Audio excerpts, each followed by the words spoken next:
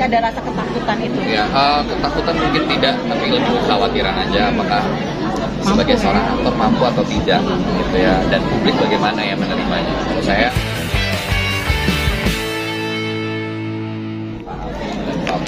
serta Starvation menginginkan untuk Cokro Aminoto diperankan oleh aktor yang sama. Sebenarnya itu aja, sesederhana itu. Jadilah saya mungkin salah satu cameo. Sangat sedikit sekali porsinya, sangat amat sedikit. Dan saya belum tahu adanya di part 1, 2, atau 3. Kalau nggak salah di part 3. Itu. Cokro Aminoto sendiri susahnya apa sih Mas Reza? Saya nggak bisa bilang susahnya apa, karena memorinya udah ada. Saya udah pernah berperan di film panjangnya bersama Mas Gari Nugroho. Jadi ketika mengulang kembali karakter tersebut, sebenarnya ya recall memori aja. Saya hanya merecall kembali karena perlu memakaikan bajunya, kumisnya, dan segala macam. Itu ya udah sudah kembali mengingat, bisa mengingat dengan mudah sebenarnya lewat atribut yang ada, melihat set waktu itu untuk masuk ke dalam karakter Cokro Aminoto lagi. Kenapa sih yang menarik? Selalu menarik melihat film-film periodik sejarah seperti ini, gitu ya. Artinya menambah perpustakaan film sejarah Indonesia. Kita udah punya cukup banyak kalau kita lihat ke belakang dari mulai Cut Nyahdin, kemudian November 1928 kemudian kemudian ada film-film seperti perjuangan lainnya.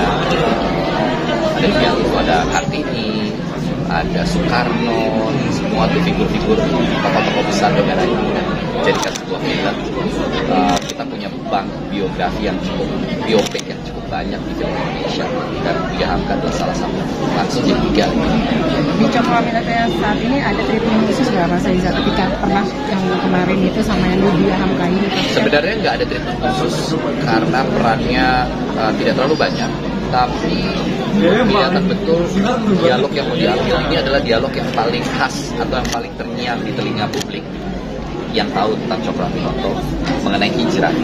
Jadi kata hijrah itu kan kata-kata yang sangat powerful dari seorang Cokro Aminoto, dan itu tentu menjadi salah satu highlight di dalam scene di film tersebut. Mas Reza, memerankan tokoh besar yang kita alami gitu ya. Mas Reza sendiri melihat ini semua ketika itu disodorkan apapun film tapi yang bertajuk tokoh nasional itu sendiri seperti apa sih Mas Reza?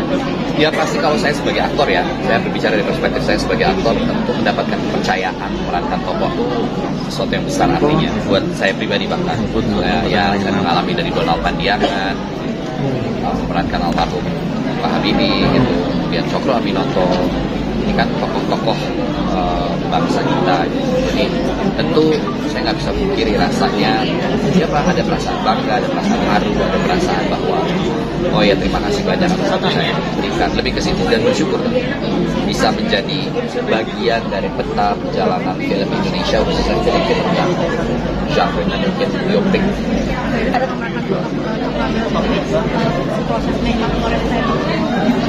Oh enggak, kalau untuk Cokro Aminoto tidak, kayaknya Vino yang banyak, karena kan Vino bermain sebagai Buya Hamka dari periode muda sampai usia tua.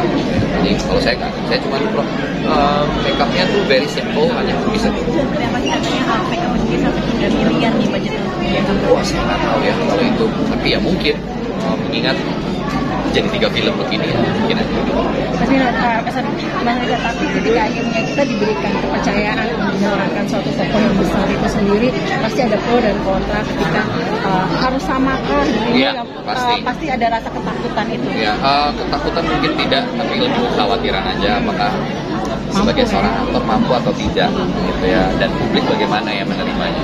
Saya belajar dari pengalaman saya tentu di film sebelumnya, ya hanya bisa bersyukur ketika film itu bisa dinikmati jutaan penonton gitu, dan diterima minimal rasanya sampai, ya masih senang. Tapi kan pro kontra akan selalu ada ya, ada yang setuju, ada yang tidak. Oh misalnya peran tokoh A diperankan aktor A gitu ya, mungkin aja ada sesuatu yang muncul di publik menjadi diskusi. Oh, kayaknya kurang cocok kalau dia meranin, itu hal biasa. Ketika Habibie dan Cokro Aminoto sendiri ada seperti apa perbandingan dalam artian perannya Mas Reza sendiri? Ya beda, kalau memerankan Cokro Aminoto kan saya rasa saya nggak punya rekaman visualnya. Semuanya berdasarkan artikel baik dari media yang pernah ditulis, baik dari penulis-penulis yang mungkin menulis khusus tentang Cokro Aminoto, mengenai perjalanan sejarah. Jadi hanya dari tulisan, saya nggak punya siapa-siapa untuk saya ajak bicara mengenai tokoh aslinya, bagaimana jalannya, bagaimana suaranya, gimana. Saya satu-satunya informasi yang paling legit saya dapatkan itu dari bukunya Cindy Adams. Cindy Adams menulis buku tentang Soekarno. Dan Bung Karno waktu itu pernah berkata bahwa saya belajar orasi dari orator yang paling ulung, yaitu Cokro Aminoto. Jadi saya menangkap itu sebagai, oh berarti kalau melihat Bung Karno aja orasinya begitu, sangat lantang, berarti Cokro Aminoto mungkin lebih lantang lagi gitu. Maksudnya itu kan sosok yang beliau pelajari gitu. Jadi kata-kata itu ada dalam buku tersebut gitu. Ya itu salah satu buku yang saya baca, kemudian saya menangkap informasi. Ada yang dipetik nggak sih, maksudnya diterima di diri Mas Reza sendiri ketika meranin pengalaman yang terjadi di Cokro Aminoto? Saya hanya akan berbicara ke Cokro Aminoto aja ya, karena konteksnya sesuai dengan pihak. Kalau di Cokro Aminoto saya rasa hal yang paling besar saya pelajari adalah mengenai kata hijrah. Artinya dalam perspektif Bung Cokro, hijrah itu adalah berpindah dari satu tempat ke tempat yang lebih baik. Dan kita sebagai manusia rasanya akan selalu melakukan itu. Kita akan selalu berupaya untuk pindah dan menjadi pribadi yang lebih baik, lebih baik, lebih baik. Saya memaknai betul kata-kata itu menjadi salah satu pelajaran berharga bagi saya ketika memerankan tokoh Cokro. Jadi saya dapat dari merasa jenuh dalam mainkan. Gak pernah merasa jenuh karena saya gak pernah men-treat bahwa saya sebagai aktor adalah sebuah pekerjaan. Itu jalan hidup. Saya cinta sama profesi saya. Jadi I don't feel it's like a job. It's a part of my life. Pencapaian yang pengen dicapai tapi belum tercapai. Apa ya?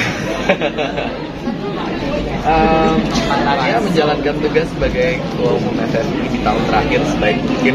Kayaknya itu dulu aja fokusnya sekarang, karena itu tahun terakhir saya. Nah, tapi kalau dari semua peran kayaknya hampir semua sudah dimainkan. Ada gak yang masih belum ganjal di hati? Gue belum pernah nih. Apa ya? Atau ya enggak sih, sebenarnya enggak ada genre. Kalau genre tertentu mungkin saya jujur ditanya sekarang nggak kepikiran apa-apa. Ya, tapi saya karena tahu film itu adalah salah satu refleksi dari kehidupan. Jadi ya selama kehidupan kita semua berlangsung, saya berlangsung, akan selalu ada cerita-cerita menarik untuk diceritakan kembali ke publik. Baik itu menjadi sebuah pembelajaran kah, menjadi sebuah refleksi kah, menjadi sebuah hiburan kah, ya terserah. Tapi selalu ada cerita-cerita menarik yang bisa diungkapkan. Karena kan sebenarnya pekerjaan kami di film itu adalah storyteller ya. Kami pencerita. Saya sebagai aktor adalah yang mendeliver ceritanya. Pernah nggak sih, kita kan melihat selalu bagus ya. Nah tapi pernah nggak sih kayak, aduh nggak puas nih? Ya pasti ada. Saya nggak bisa sebutin judulnya, tapi ya pasti ada. Itu normatif dan manusiawi sekali. Totalitas ketika adanya peran yang dikasih pasti totalitas. Itu juga pasti diiringi dengan yang namanya budget yang harus dibayar mahal seorang Mas Reza. Mas Reza sendiri itu juga jadi patokan gak sih Mas? Budget maksudnya? Ketika peran besar gitu Mas. Iya dong.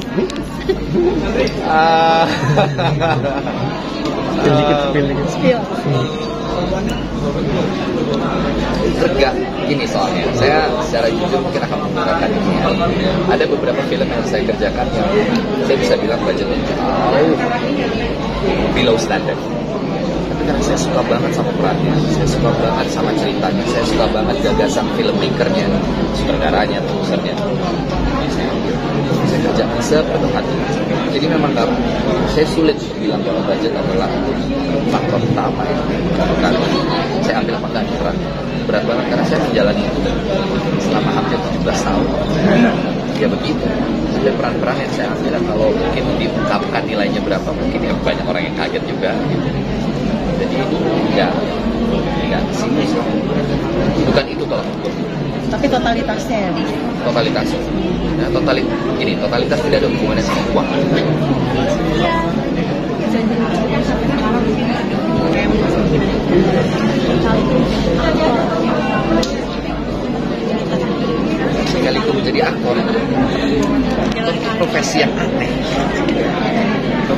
rame karena ya kita hidupnya selalu berusaha untuk memproject kehidupan orang lain kan. Ya itu aja sih. Tapi nggak ada lika-liku yang gimana-gimana ya. Semua aktor punya ceritanya masing-masing. Cerita saya juga nggak lebih spesial dari aktor lainnya. Dari 16 tahun. 16 tahun tuh, 15 tahun tuh pertama kali saya menyentuh panggung. Sekarang usia saya 21 tahun. Kenal Indra. Mas, tapi saat dari 15 tahun itu pasti kan ada dong mimpi bukan peranin ini suatu saat nanti. Tapi dulu akhirnya sih belum pikir kecapai kan apa? meranin Opek ya. Karena idola saya kan salah satunya Christine Hakim. Saya tahu Christine memerankan Cutnya. Jadi tentu sebagai aktor yang baru mulai waktu itu mimpinya adalah semoga suatu hari nanti saya bisa punya kesempatan memerankan tokoh entah saya belum tahu siapa gitu, pokoknya tokoh nasional siapa gitu ya. Ya alhamdulillah terwujud ya.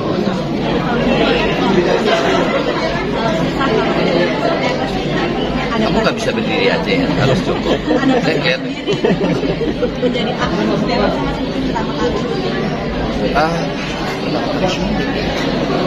Saya nggak ingat banget ya, pertama kali syuting saya excited ya karena baru tahu yang namanya kamera di depan, ada lighting, ini ya syutingnya, ada blocking, ada apa ada cut, ada action, ada Mas, bayaran pertama boleh dong? pertama saya Buat apa? Film apa? Jangan filmnya. Bayarannya aja Mas Reza. Bayarannya. saya lupa, bahkan saya lupa judulnya.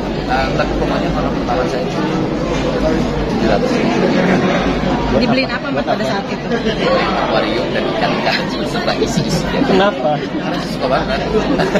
Saya suka akuarium ikan air tawar ya. Tapi di masa itu 700.000 itu Pada saat itu. Pada saat itu enggak sih. Ya enggak lah, enggak banyak banget. Kan belum potong manajemen. Reza mungkin kayak hampir mau nyerah gitu. Enggak, saya orangnya main resilient. Saya jarang. Siapa yang menguatkan? Ibu lah. Pasti. Oke, ada lagi. Amin. Reza, beliin kita rencana puasa Mas Reza. Kritik film. Oke. Kapan? 20 April Mas. 20 April. Udah lupa ya. Saking lama. Kan ini film Saking lama. Enggak tayang-tayang. Tak tahunya. Iya, tak tahu. Oke. Untuk semuanya jangan lupa saksikan film Buya Hamka tanggal 20 April 2023 di bioskop kesayangan kalian.